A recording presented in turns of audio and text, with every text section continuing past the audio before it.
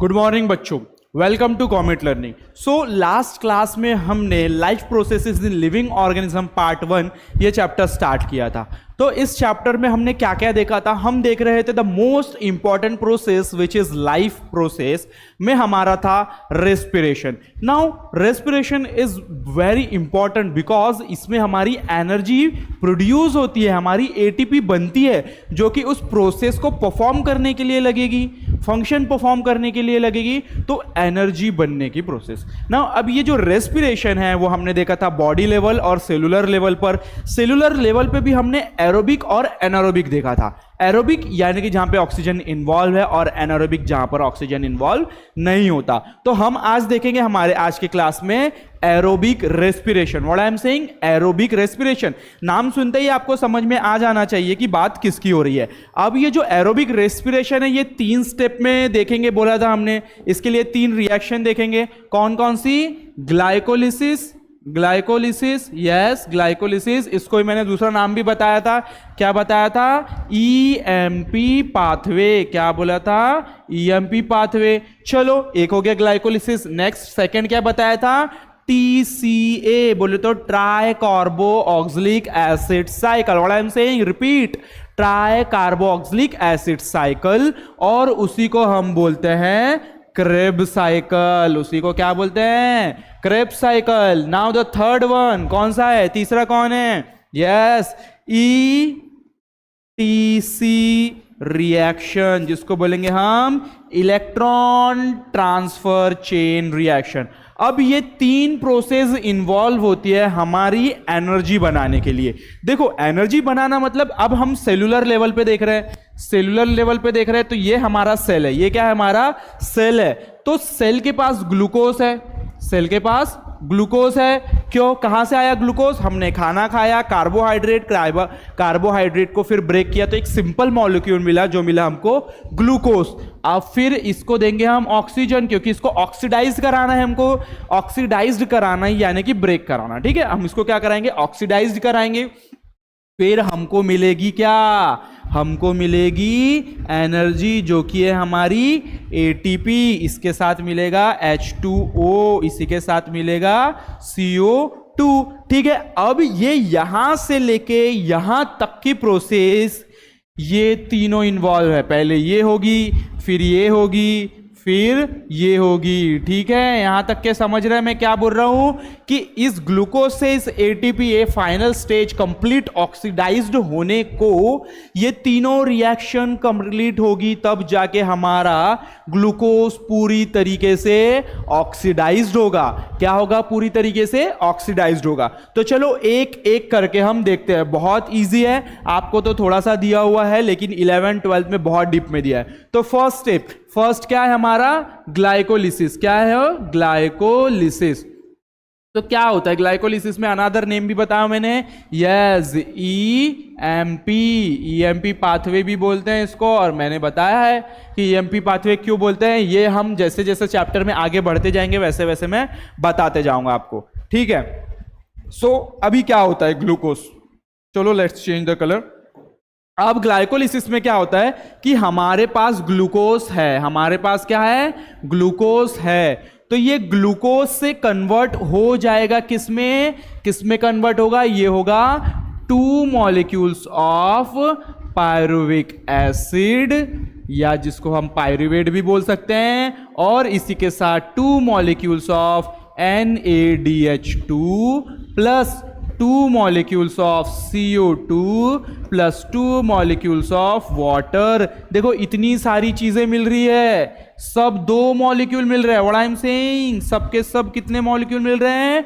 2 molecule. किससे? Glucose से। इस ग्लूकोज को क्या कर रहे हैं हम? इस ग्लूकोज को हम कर रहे हैं ऑक्सीडाइज्ड। क्या कर रहे हैं? ऑक्सीडाइज्ड, यानी कि इसको और ब्रेक कर रहे हैं, तब जाके हमको क्या क्या प्रोडक्ट मिल रहे हैं। देखो ये वैसे तो 10 स्टेप की प्रोसेस है, कितने? 10 स्टेप की, लेकिन आपको डायरेक्ट यहां पर प्रोडक्ट दिखाना है। ठीक है, ज्यादा कोई तामझाम नहीं करना है आपको। सो डायरेक्ट प्रोडक्ट बताना है। तो प्रोडक्ट में क्या मिल रहा है, एक ग्लूकोज को जब हम ग्लाइकोलिसिस में ऑक्सीडाइज करते हैं तो क्या क्या प्रोडक्ट मिलता है, 2 molecules of pyruvic acid, yes 2 molecules of pyruvic acid, 2 molecules of NaDH2, 2 molecules of CO2, 2 molecules of H2O plus 2 molecules of ATP, 2 ATP भी हमको यहां पर मिलते हैं। ठीक है, यहां पर क्लियर है। अब ये जो ATP है ये हमारे बॉडी में कहीं स्टोर हो जाएगा या यूज हो जाएगा। ये वाटर क्या, ये जो वाटर है ये एक्सक्रीट हो जाएगा, बाहर चले जाएगा, ये कार्बन डाइऑक्साइड भी बाहर चले जाएगा। ठीक है, अब बचते हैं NaDH2 और पायरुविक एसिड। तो ये NaDH2 भी कहीं और दूसरी रिएक्शन में इन्वॉल्व हो जाएगा। वो रिएक्शन कौन सी है मैं बाद में बताऊंगा। नाउ बचता कौन है, पायरुविक एसिड। कौन, पायरुविक एसिड। तो ये जो पायरुविक एसिड है वो क्या होता है, कन्वर्ट हो जाता है। Pyruvic acid is converted into acetyl coenzyme A। What I am saying, what I am writing कि एसिटिल कोएंजाइम A में कन्वर्ट हो जाता है। कौन, पायरुविक एसिड। सिंपल सा समझो, हम पढ़ रहे हैं ग्लाइकोलिसिस। ग्लाइकोलिसिस में क्या करना है, हमको ग्लूकोज को ऑक्सीडाइज करना है। ग्लूकोज को ऑक्सीडाइज कर रहे हैं तो हमको कुछ प्रोडक्ट मिल रहे हैं। क्या क्या मिल रहे हैं, जो भी मिल रहा है सब 2 मॉलिक्यूल मिल रहा है। 2 molecule of pyruvic acid, 2 molecules of NaDH2, 2 molecules of ATP, 2 molecules of carbon dioxide और द 2 मॉलिक्यूल्स ऑफ वाटर यानी कि H2O। सो यहां तक के क्लियर है, ये सारा चला गया। लेकिन ये जो पायरुविक एसिड ये किस में कन्वर्ट हो जाता है, एसिटिल कोएंजाइम A में। ठीक है, ये यहां पर हमारा ग्लाइकोलिसिस खत्म हो जाता है। क्या खत्म हो जाता है, ग्लाइकोलिसिस। यहां से फिर हमारी दूसरी प्रोसेस स्टार्ट होती है। यहां से हमारी दूसरी प्रोसेस स्टार्ट होती है जिसका नाम क्या है, क्या नाम है जिसका नाम है TCA साइकिल यानी कि क्रेब्स साइकिल। कौन सी, क्रेब्स साइकिल। अब बेटा हाँ, कुछ चीज बताना भूल गया मैं, जैसे कि ये वाली जो स्टेप है ये होती कहां पर है, ये हमारा सेल है। सेल के अंदर ये स्पेस, इसको क्या बोलते हैं हम, साइटोप्लाज्म बोलते हैं। और उसके अंदर ही माइटोकॉन्ड्रिया प्रेजेंट होता है। तो जो ग्लाइकोलिसिस होती है ये कहां पर होती है, साइटोप्लाज्म में होती है। ग्लाइकोलिसिस कहां पर होती है, साइटोप्लाज्म। ना, the glycolysis is occur in cytoplasm. So कहां पर हो रही है ग्लाइकोलिसिस, साइटोप्लाज्म में। और वही वहां पर इस जो सेल है यहां पर तो ग्लाइकोलिसिस हो रही है साइटोप्लाज्म में, वही कहीं बैठा होगा माइटोकॉन्ड्रिया। कौन, माइटोकॉन्ड्रिया। सो इस ग्लाइकोलिसिस से हमको पायरुविक एसिड मिला। वो पायरुविक एसिड को हमने किस पे कन्वर्ट किया, उसको किया एसिटिल कोएंजाइम A में। अब ये जो एसिटिल कोएंजाइम A ये कहां पर आएगा, ये आएगा माइटोकॉन्ड्रिया के अंदर। मैट्रिक्स ऑफ माइटोकॉन्ड्रिया कहां पर आएगा, मैट्रिक्स ऑफ माइटोकॉन्ड्रिया यानी कि माइटोकॉन्ड्रिया के अंदर पर आएगा। और वहां पर चलेगी हमारी नेक्स्ट रिएक्शन जो कि है TCA साइकिल बोलो या क्रेब्स साइकिल। अच्छा चलो, अब क्या होगा, ये जो एसिटिल कोएंजाइम A आया है ये पूरी साइकिल, ये ऐसी साइकिल चलते रहेगी, ऐसे साइकिल चलते रहेगी। इसमें एसिटिल कोएंजाइम A से फिर कुछ प्रोडक्ट बनना। तो एसिटिल कोएंजाइम A से क्या क्या प्रोडक्ट बनेंगे वो देखेंगे हम डायरेक्ट स्टेप में ऑक्सीडाइज्ड होके। तो वहां पर क्या मिलेगा, वहां पर मिलेगा हमको NaDH2। क्या मिलेगा, NaDH2। इसके साथ फिर मिलेगा FADH2, फिर इसके साथ मिलेगा ATP, फिर इसके साथ मिलेगा CO2 प्लस वाटर। तो इतनी सारी चीजें यहां पर भी मिल रही है। लेकिन वहां पर NaDH2 मिला था, यहां पर NaDH2 और FADH2 मिल रहा है। मैं ये NaDH2 बोल रहा हूं, FADH2 बोल रहा हूं, ये है क्या, NaDH2 is the nicotinamide adenine dinucleotide और FADH2 is the flavin adenine dinucleotide. ठीक है, H2 का आपके बुक में नहीं दिया हुआ है तो आपको जान के ज्यादा कुछ करना भी नहीं है। सो NaDH2 FADH2 समझ गया। यहां पर ग्लाइकोलिसिस की प्रोसेस पहले परफॉर्म की हमने। ग्लाइकोलिसिस से हमको क्या मिला, ग्लूकोज से हमको मिला pyruvic acid, ATP, water, carbon dioxide and NaDH2। सब कितने, 2 मॉलिक्यूल मिले सभी के। कितने, 2 मॉलिक्यूल मिले। 2 मॉलिक्यूल और जो पायरुविक एसिड कन्वर्ट हो गया किसमें, एसिटिल कोएंजाइम A में। तो 2 मॉलिक्यूल्स ऑफ पायरुविक एसिड थे तो 2 molecules of acetyl coenzyme A भी होंगे। फिर ये हमारी चलेगी क्रेब्स साइकिल। ये क्या है, क्रेब्स साइकिल चल रही है, जिससे हमको मिल रहे हैं क्या क्या मिल रहे हैं, NADH2, FADH2, ATP and all by product, ये सारी चीजें मिली। तो यहां पर हमारा नेक्स्ट जो प्रोसेस था TCA साइकिल और the Krebs cycle is complete हो गया यहां पर।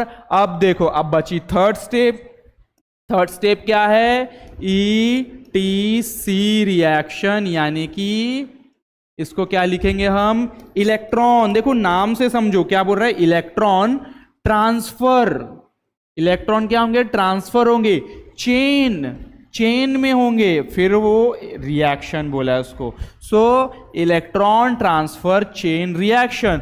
सो अब देखो इसमें क्या होता है कि जो NADH2 है, NADH2, एक NADH2 से मिलेंगे हमको 3 मॉलिक्यूल ऑफ ATP और एक FADH2 से मिलेंगे हमको 2 मॉलिक्यूल्स ऑफ ATP। ये सब किस में मिल रहा है, ये सब मिल रहा है हमको हमारे इस वाली रिएक्शन में, यानी कि ETS। यहां पर भी देखो ATP यूज हो जाएगा कहीं पर, कार्बन डाइऑक्साइड वाटर बाहर निकल जाएगा, बचेंगे ये दोनों इस ETS में आके क्या करेंगे। ETS क्या है, ETS कहां पर चलता है, inner membrane of mitochondria, inner membrane of mitochondria. ठीक है, यहां तक के क्लियर है। तो इलेक्ट्रॉन ट्रांसफर चेन में क्या हो रहा है कि NADH2 से हमको ATP मिल रहा है, NADH2 से 3, FADH2 से 2। तो ये सारी कहानी ऐसे चल रही है। क्या हुआ, पहले हमने परफॉर्म किया ग्लाइकोलिसिस के बाद क्रेब्स साइकिल, फिर उसके बाद हम कर रहे हैं ETC रिएक्शन, जिससे हमको सबसे ज्यादा ATP मिलते हैं। चलो थोड़ा सा माइंड क्लियर कर लेते हैं कि आखिर में हुआ क्या, आखिर में ये सारी चीजें कैसे परफॉर्म हुई। ये हमारा सेल है, सेल का ये क्या है, सेल का ये है हमारा साइटोप्लाज्म। अब सेल का ये जो साइटोप्लाज्म है, इसको चलो लिख देता हूं मैं, साइटोप्लाज्म। इस साइटोप्लाज्म में हुआ चला क्या, ग्लाइकोलिसिस चली इस साइटोप्लाज्म में, ठीक है, जिससे हमको मिला पायरुविक एसिड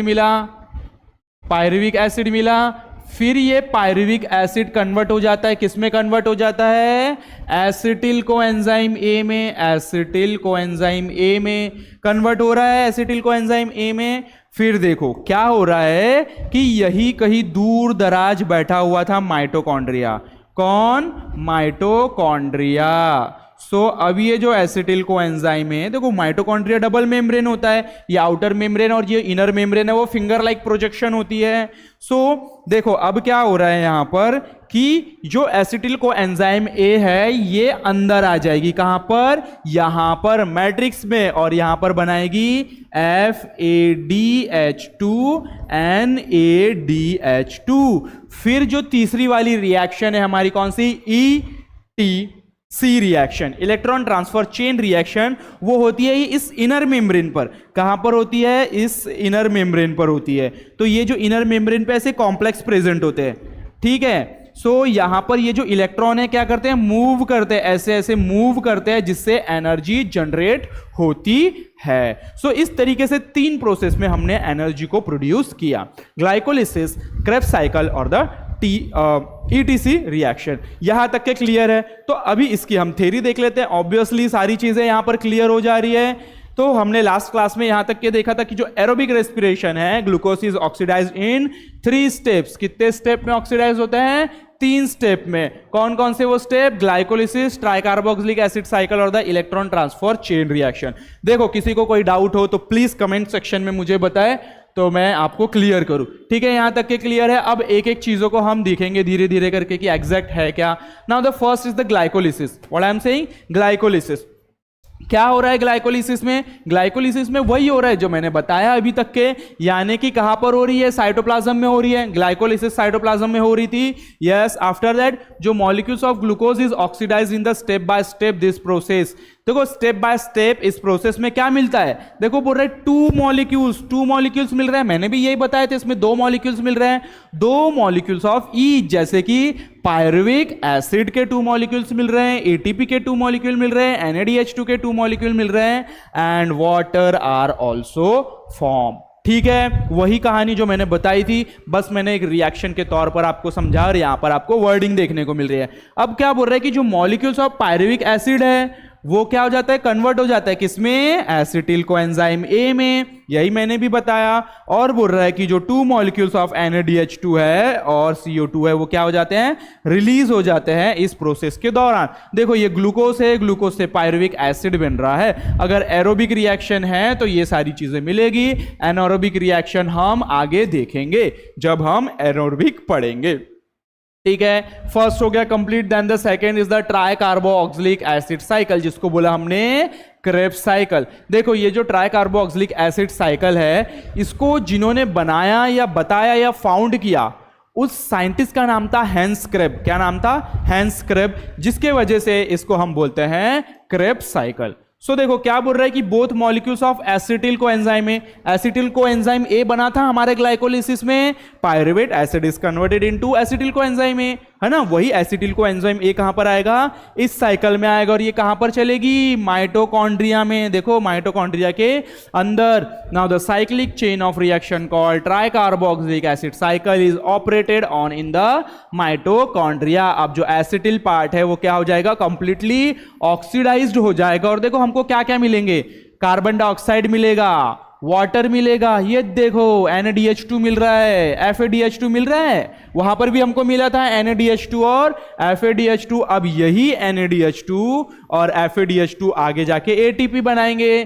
ठीक है, तो देखो क्या बोल रहा है, ये NaDH2 FADH2 बन गया, ये इलेक्ट्रॉन ट्रांसफर चेन में पार्टिसिपेट करेंगे। अब नेक्स्ट रिएक्शन में पार्टिसिपेट करेंगे।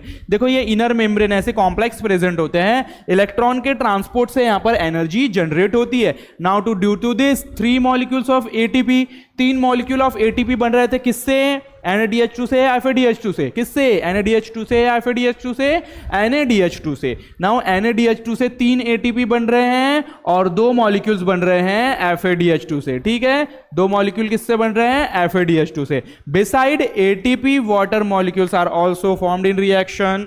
Now electron transfer chain reaction is operate in only mitochondria. बोल रहा है कि ये रिएक्शन सिर्फ माइटोकॉन्ड्रिया में होती है, और यहां पर ग्लूकोज क्या हो जाता है, कंप्लीटली ऑक्सीडाइज्ड हो जाता है। देखो यहां पर कंप्लीटली ऑक्सीडाइज्ड हो गया ग्लूकोज, यानी कि अब इसके आगे कोई रिएक्शन नहीं चलेगी। ग्लूकोज पूरी तरीके से ऑक्सीडाइज्ड हो गया है। Aerobic respiration and molecule of CO2 and H2 are produce along with energy. ठीक है, यहां तक के सभी को समझा, क्लियर है। तो नेक्स्ट चले हम आगे। नेक्स्ट देखो ATP के बारे में बताया। किसके बारे में बताया, ATP के बारे में। क्या होता है ATP, ATP वही है हमारी एनर्जी। क्या है ATP, एनर्जी। चलो मैं यहां पे थोड़ी सी बताने की कोशिश करूं अगर मैं आपको, तो देखो हम ATP के बारे में क्या जानते हैं, क्या होता है ATP। सो ATP एडिनोसाइन ट्राइफॉस्फेट। ATP का फुल फॉर्म क्या है, एडेनोसाइन ट्राइफॉस्फेट। ठीक है, ये क्लियर है। तो एडेनोसाइन ट्राइफॉस्फेट। अच्छा, अब इसका स्ट्रक्चर कैसा होता है। अब आपने देखा होगा पेंटोस शुगर होती है। कैसी शुगर होती है, पेंटोस शुगर होती है, जिसमें इधर साइड पे होता है चलो फॉस्फेट ग्रुप अटैच है, यहां पर फॉस्फेट ग्रुप अटैच है। फिर इधर साइड पे क्या होता है, यहां पर अटैच होता है हमारा एडिनोसाइन यानी कि एडेनिन, जो कि होता है pyrene double, yes yes yes yes, एक हेक्सागोनल रिंग और एक पेंटागोनल रिंग। ये होता है हमारा एडेनिन और ये हमारा ट्राइफॉस्फेट। देखो इस एडेनिन को और शुगर मॉलिक्यूल्स को मिला के हम बोलते हैं एडिनोसिन, और यहां पर 3 फॉस्फेट है इसलिए हम इसको बोल रहे हैं ट्राई फॉस्फेट। एक्चुअल ये हमारी एनर्जी है। अब एनर्जी रिलीज कब होती है, हम एनर्जी का यूज कैसे करते हैं। देखो यहां पर ये जो मैंने बॉन्ड बनाया झिकझैक मैनर में बनाया, क्यों बनाया है, क्योंकि जो एक्चुअल एनर्जी यहां से रिलीज होती है, एनर्जी यहां से रिलीज होती है।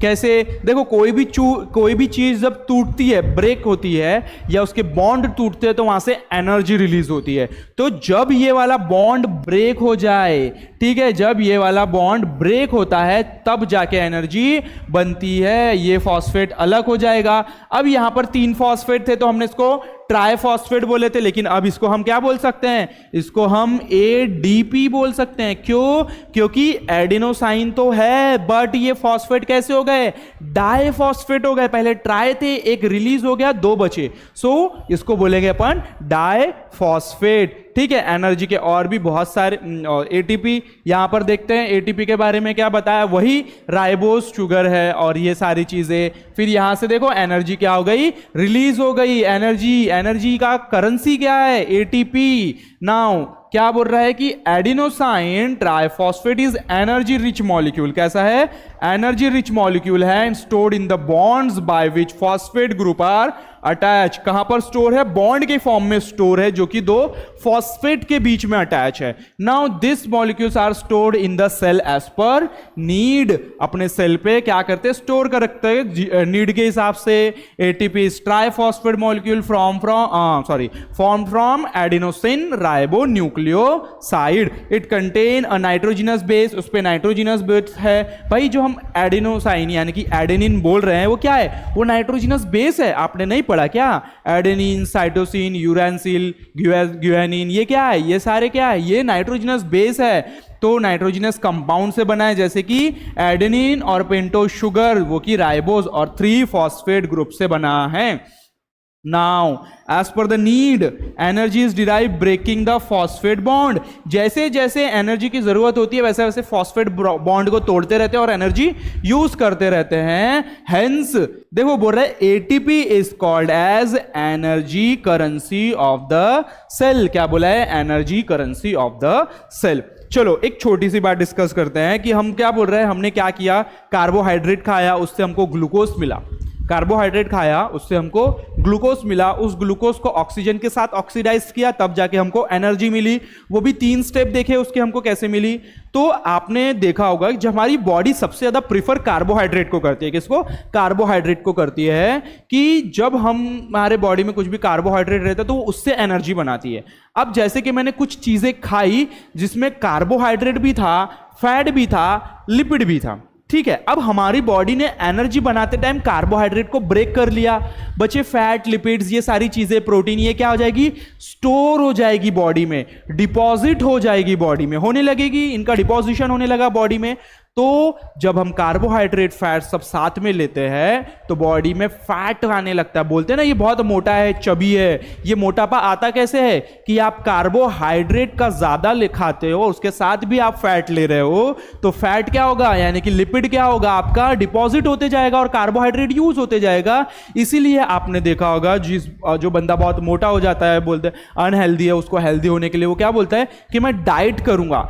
डाइट का मतलब यह है कि आप उसमें शुगर नहीं लोगे, कोई ऐसी मीठी चीजें नहीं लोगे जिससे आपको कार्बोहाइड्रेट मिलते हैं, आप उबला हुआ खाते हो, ठीक है। बहुत सारे लोगों को देखा होगा आपने कि वो इस तरीके का फिर डाइट के तरफ जाते हैं तो वो शुगर तो बिल्कुल भी नहीं खाते, क्योंकि शुगर बोलते हैं ना, शुगर ही तो मेन है कार्बोहाइड्रेट का सोर्स। तो शुगर एंड ऑल एंड उससे सारी रिलेटेड वो सारी चीजें छोड़ देते हैं जिसमें कार्बोहाइड्रेट मिलता है। अच्छा, अब मेरे बॉडी को कार्बोहाइड्रेट नहीं मिल रहा है, अब मेरी बॉडी को कार्बोहाइड्रेट नहीं मिल रहा है, लेकिन वो एनर्जी तो बनाएगी ना भैया, एनर्जी तो बनाएगी। तब वो मेरे बॉडी के पास कार्बोहाइड्रेट नहीं होगा तो वो जाएगी फैट के पास, यानी कि लिपिड के पास, उसको ब्रेक करने। फिर उसको जैसे जैसे वो ब्रेक करके यूज करते जाएगी एज एनर्जी, तो हमारा जो फैट का डिपोजिशन है, जो चर्बी है, जो मोटापा है, वो धीरे धीरे क्या होने लगता है, कम होने लगता है। वैसे ही प्रोटीन के पास जाएगी, अलग अलग चीजों के पास जाएगी, लेकिन सारी चीजें अवेलेबल है, कार्बोहाइड्रेट भी है, फैट भी है, लिपिड भी है, प्रोटीन भी है, सब चीज है। तो वो सिर्फ कार्बोहाइड्रेट्स को ही ब्रेक करके एनर्जी बनाएगी। ठीक है, यहां तक के क्लियर है। तो उसी के ऊपर से एक छोटा सा यहां पर बताया है, क्या बताया है कि देखो, एक अगर हमारे बॉडी में इनसफिशिएंट अमाउंट में कार्बोहाइड्रेट है, यानी कि कार्बोहाइड्रेट सफिशिएंट अमाउंट में नहीं है, सफिशिएंट अमाउंट में कार्बोहाइड्रेट नहीं है, तो बॉडी एक एक्सेप्शनल कंडीशन में चले जाती है। अब कार्बोहाइड्रेट कैसे नहीं मिलेगा, या तो मैं उपास रख लूं, या तो कुछ खाऊं नहीं, या तो ऐसी कुछ कंडीशन हो जाए, जैसे कि फास्टिंग रख लिया मैंने, फास्ट रख लिया, then lipid and protein are used energy production, तब बॉडी के पास कार्बोहाइड्रेट नहीं है, तब बॉडी क्या यूज करेगी, लिपिड्स और प्रोटीन को यूज करेगी कार्बोहाइड्रेट बनाने के लिए। लेकिन जब लिपिड की बात आती है तो वो कन्वर्ट होता है फैटी एसिड में, और प्रोटीन किस में कन्वर्ट कन्वर्ट होता है अमाइनो एसिड में। जैसे कि हम बोल रहे थे कार्बोहाइड्रेट किस में कन्वर्ट हो रहा था, ग्लूकोज में, कार्बोहाइड्रेट ग्लूकोज में कन्वर्ट हो रहा था सिंपल मॉलिक्यूल। वैसे ही लिपिड का जो सिंपल मॉलिक्यूल है वो फैटी एसिड है, और प्रोटीन का सिंपल मॉलिक्यूल है अमाइनो एसिड। क्योंकि मैंने मेरा जो फर्स्ट चैप्टर था उसमें मैंने पढ़ाया है आपको कि भाई प्रोटीन सिंथेसिस कैसे बनता है, अमाइनो एसिड से, बहुत सारे अमाइनो एसिड आते हैं तब प्रोटीन बनता है। तो अगर हम प्रोटीन को ब्रेक करेंगे तो उसमें से अमाइनो एसिड मिलेगा ना हमको, तो सिंपल मॉलिक्यूल हमारा अमाइनो एसिड मिलता है। और ये रिएक्शन थोड़ी अलग इस तरीके से चलती है कि fatty acid and amino acid converted into acetyl coenzyme A. ये डायरेक्ट नहीं आते, ये एसिटिल कोएंजाइम ए में आते हैं। जैसे कि देखो अभी थोड़ी देर में मैं क्लियर कर दूंगा, energy obtain through complete oxidation and acetyl coenzyme A by the process of Krebs cycle in mitochondria. देखो मैं क्या बोल रहा हूं, मैं बोल रहा हूं ये सर हेंस क्रेब है। कौन? सर हेंस क्रेब, यानी कि जिनके ऊपर क्रेब्स साइकिल का नाम दिया गया है, क्रेब्स साइकिल का नाम दिया गया है। तो ये सर हेंस क्रेब है। चलो थोड़े से साइंटिस्ट के बारे में देख लेते हैं, और वो वाला जो डाउट है वो भी क्लियर करके देता हूं मैं। तो देखो साइंटिस्ट के बारे में क्या बोला है, मैंने बताया ना ईएमपी पाथवे क्यों बोलते हैं ग्लाइकोलिसिस को ईएमपी पाथवे क्यों बोलते हैं, यहां से पता चलेगा कि जो प्रोसेस ऑफ ग्लाइकोलिसिस है ना वो 3 साइंटिस्ट ने डिस्कवर किए थे। कितने साइंटिस्ट? 3। उन साइंटिस्ट का नाम क्या था? गुस्टाव एम्बेडेन, ओटो मेयरहॉफ एंड द जैकब परनास। तो अब देखो यहां से मैं उठाऊं EMP, देखो अलग अलग साइंटिस्ट है ये तीनों, ठीक है। तो इन साइंटिस्ट के इनिशियल नेम के ऊपर इस साइकिल का नाम रखा है। इन तीनों ने जो एक्सपेरिमेंट किया था वो किस पे किया था? मसल्स पे किए थे। किस पे किए थे? मसल्स पे किए थे। Hence glycolysis is also called Embden Meyerhof Parnas, जिससे EMP, इसलिए इसको बोलते हैं हम EMP pathway. Now the another name of glycolysis is the EMP pathway. Question direct EMP pathway पूछ सकता है, तो आप कुछ और लिखोगे क्या? नहीं, उसमें आप लिखोगे glycolysis. Now the cyclical reaction tricarboxylic acid cycle were discovered by sir Hans Krebs. जो क्रेब साइकिल यानी कि ट्राइकार्बोक्सिलिक एसिड साइकिल है वो किसने डिस्कवर किया था? सर हेंस क्रेब, जिनके यहाँ फोटो मैंने अभी दिखाया।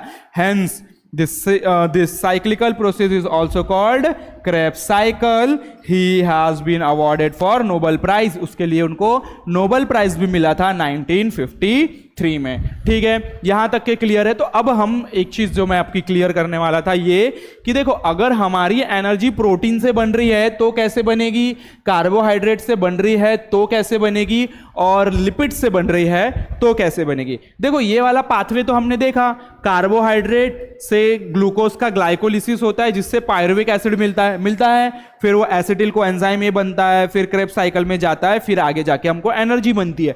लेकिन ये कहानी हो गई कार्बोहाइड्रेट की, ये कहानी हो गई कार्बोहाइड्रेट की। लेकिन प्रोटीन में कैसा होता है, प्रोटीन अपने सिंपल मॉलिक्यूल में कन्वर्ट होगा जो कि है उसका अमाइनो एसिड, और वो सीधे इन्वॉल्व हो जाएगा कोएंजाइम ए में। वो ये ग्लाइकोलिसिस वाली प्रोसेस में नहीं आएगा कि हाँ मैं ग्लाइकोलिसिस करता हूं पायरुविक एसिड बनाता हूं, नहीं, वो अमाइनो एसिड से coenzyme A, acetyl coenzyme A बना के रिएक्शन में इन्वॉल्व हो जाएगा। वैसे ही सेम होगा लिपिड के साथ, वो फैटी एसिड बना के एसिटिल कोएंजाइम ए में कन्वर्ट हो जाएगा और आगे की रिएक्शन परफॉर्म करेगा। सो यहां तक के सभी को क्लियर है। तो हमने यहां तक के अभी जो देखा है वो देखा है एरोबिक रिएक्शन जहां पर ऑक्सीजन इन्वॉल्व था। हम हमारे नेक्स्ट क्लास में देखेंगे एनारोबिक रिएक्शन जिसमें ऑक्सीजन इन्वॉल्व नहीं होता। किसी को कोई डाउट हो तो कमेंट सेक्शन में बिल्कुल पूछ लेना। बाकी सारी चीजें मैंने यहां पर क्लियर कर दी है आपको, और धीरे धीरे चैप्टर जैसे हम आगे बढ़ाते जाएंगे सारी चीजें आपको क्लियर समझते जाएंगे। ठीक है, थैंक यू।